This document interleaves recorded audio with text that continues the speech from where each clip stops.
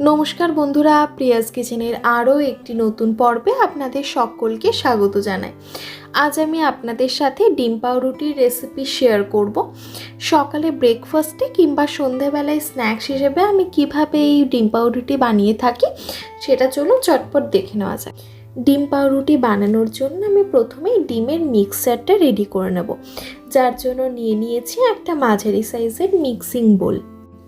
তার মধ্যে দিয়ে দিচ্ছি একটা মাঝারি সাইজের পেঁয়াজের পেস্ট, হাফ চামচ আদা বাটা, স্বাদ অনুযায়ী লবণ, হাফ চামচ গোলমরিচ গুঁড়ো, 1/4 চামচ কাশ্মীরি রেড চিলি পাউডার আর কিছুটা পরিমাণে কুচনো ধনেপাতা। এবার একটা চামচ দিয়ে প্রথমে মশলাটা ভালোভাবে মিশিয়ে নিচ্ছি। তারপরে 3টে ডিম আর দুধটা অ্যাড করে দেবো।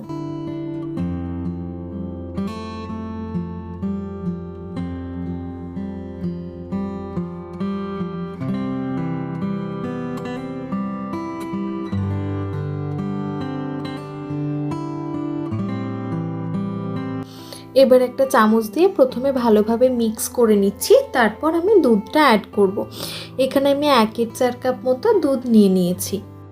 ডিমের মিক্সারে যদি এরকম একটুখানি দুধ দেওয়া হয় তাহলে কিন্তু ডিম পাউরুটির টেস্ট অনেক বেশি ভালো হয়। দেখুন চামচ দিয়ে আমি ভালোভাবে মিশিয়ে নিচ্ছি। ডিমের মিক্সচার তো রেডি হয়ে গেল। এবারে কড়াইটা আমি বসিয়ে দিয়েছি ডিম পাউরুটিগুলো ভাজার জন্য। কড়াই ভালো মতোই গরম করে নিয়েছিলাম, তারপর দিয়ে দিলাম রিফাইন্ড তেল 1 টেবিল চামচ। এবারে পাউরুটিটা ডিমের মধ্যে ভালোভাবে কোট করে নিচ্ছি। তারপর তেলের মধ্যে মিডিয়াম টু লো ফ্লেমে মোটামুটি 4 থেকে 5 মিনিট সময় ধরে ভেজে নেব। হাই ফ্লেমে একদমই ভাজবেন না, তাহলে বাইরে থেকে কালার চলে আসবার ভেতরটা একটুখানি কাঁচা কাঁচা লাগবে। সেজন্য লো টু মিডিয়াম ফ্লেমে ভাজাই ভালো।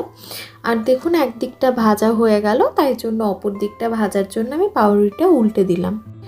আমার দুদিকটাই ভালো মতোই ভাজা হয়ে গেছে।